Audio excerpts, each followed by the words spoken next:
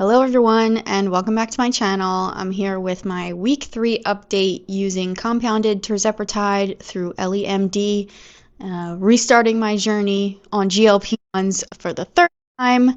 So let's get into it. And if you're wondering what happens on like the early adjustment weeks when you're starting a GLP-1, this video might be for you. So this week I definitely felt different, felt better for sure from week 2. If you go back and watch my week 2 video, I felt terrible last week. And I think that comes down to that I wasn't having the greatest night's sleep last week. I have another video coming out next week that explains a little bit more, but we are transitioning our daughter from her toddler bed in her room to her big girl bed on the floor, and she is my Velcro child, so I am forced to sleep in there with her, or at least until she falls asleep, then I sneak out. But her bed is so uncomfortable compared to, me and my husband's bed. And of course, I'm laying down there with her and the sound machine's on, and most of the time I just fall asleep anyway, and then I wake up at 3 a.m. and then sneak back to our bedroom. So I was having a rough couple nights sleep last week, and now it's better because she sleeps in her bed all by herself. She's gotten over that. So I think that's why I felt better this week. Now let's get to numbers. So starting the GLP-1 journey for the third time, I started at 180.0.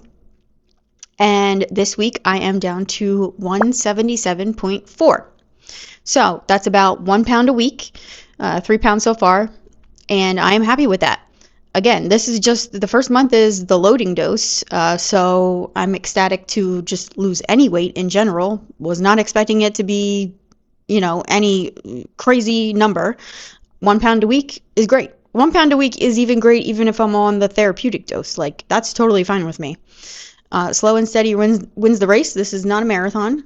This is the rest of my life, And so I'm just starting to get back into the groove and into the rhythm of, listening to my body's cues, stop eating at the first sign that I'm full, and watching my portions, paying attention to how much protein I'm getting. I'm doing my hot protein coffee. If you watched my Amazon finds video, I found this unflavored protein powder that is 25 grams of protein.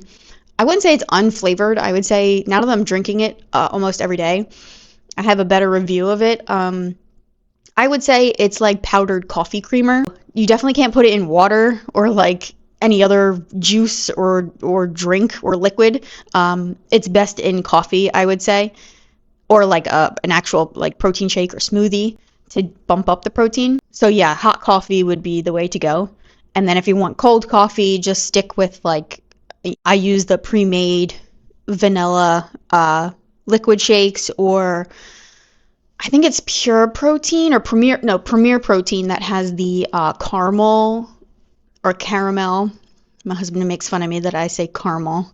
The caramel flavor, like pre-made liquid bottles, those are delicious mixed with coffee. I am a caramel girly, so caramel macchiatos are my go-to order at Starbucks, and if you can make it at home with all that protein in it, fabulous. I would say that like my hunger and my appetite are still the same. Now that I'm just paying attention and being mindful of everything that I'm eating now. I'm still having dessert, like chocolate covered almonds, not anything crazy. I'm not eating ice cream every night. But like a handful of chocolate, or like the dark chocolate Dove hearts. Those are really good. Just to, satisfy that sweet tooth that I have at the end of the day. I would also say that maybe I'm feeling a little less bloated. Maybe my pants are fitting a little bit better. I do work from home remote, so like I just wear sweatpants and like lounge clothes all day, every day. So it's not like I'm trying to fit into dress pants or, business attire.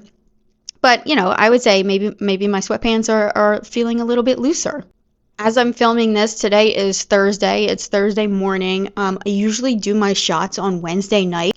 I forgot to do it last night because, running around with a 2-year-old and a 4-year-old trying to do bedtime and all that, sometimes you just forget. So which I used to do, I now put back a reminder on my phone to come up every Wednesday night at 8 o'clock to remind me, and I keep it on my phone and in my notifications until I actually do my shot, so I don't forget. So I will start doing that again, but because I missed it last night, I will just do it tonight. It's not that big a video if you miss your shot. Just do it the next time that you remember. I could have done it this morning, because that's when I remembered that I actually forgot to do it. But I still don't want to do it in the mornings just in case I feel side effects during the day. I do have an idea for a future video coming up where I think I'm going to do a series of 1 month. I'm going to do my shots in the morning for an entire month, so like an entire dose, and see how I feel, how it affects me, how it affects the side effects, my mood, my sleep, everything. So be on the lookout for that, but obviously that one video is going to take me a whole month to make. So I am interested to see, but I didn't want to do it today just in case, you know, I kind of want to be surprised and see if anything does take me by surprise. If anything changes in a positive way, then I'll make that change moving forward.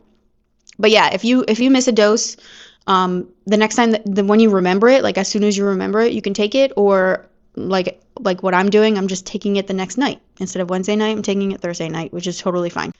One thing I did want to share is I came across an Instagram account. I will put it in the description below because I can't remember her name off the top of my head. It's like Katie something. And she posts a lot about lipedema. Now, when I Googled lipedema, a lot of it came up with like in your legs. It's like fat in your body that is, when you touch it and when you squeeze it, it feels like rice or like little balls, hard balls underneath your skin. And this was even before I started my GLP-1. I started to notice like on the back of my arms, like back here. I mean, I'm wearing a long sleeve shirt, so you can't even tell. But like my arms have always been large and my biggest source of insecurity. So my mom's arms are the same way, so it's definitely genetic. But they have gotten worse.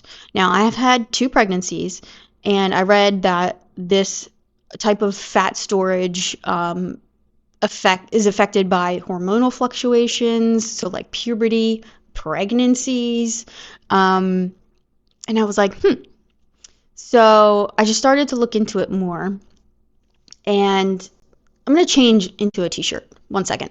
Okay, so I changed into a t-shirt, so maybe you guys will be able to see some more.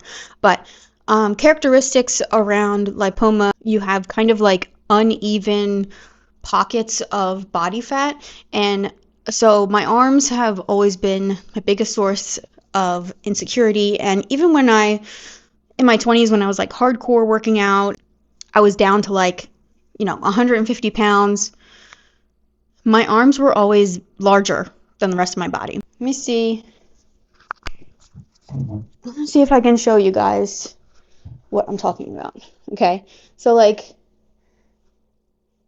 now these are like stretch marks, but they feel and I can't believe I'm putting this on the internet right now for strangers, but when I feel like right in here, especially, I don't know if it's gonna come across, like it feels like little like rice balls. I don't even want to say cottage cheese or like, but like you see my muscle here, right? This is my muscle, and then this is just, I just need it to be like that. Like you can see the divot in here, the line, and then it just is all like this. I don't know, it feels different. It feels different than when I feel fat on the rest of my body, like on my belly or, on my butt or on my thigh. It doesn't feel like that. It feels smooth. On my arm, it feels granular. Like how I would imagine rice pudding feels if the rice was hard. Which is disgusting. I'm sorry that I gave you that image. But that's how it feels. So anyway, so I came across her Instagram. She got surgery at this place in Utah, which they're like the Lipoma Institute, something like that. They specialize in that. But she has a lot on her Instagram about manual, like lymphatic drainage massage. That's hard to say. And kind of like that sort of therapy before, you know, you go into surgery.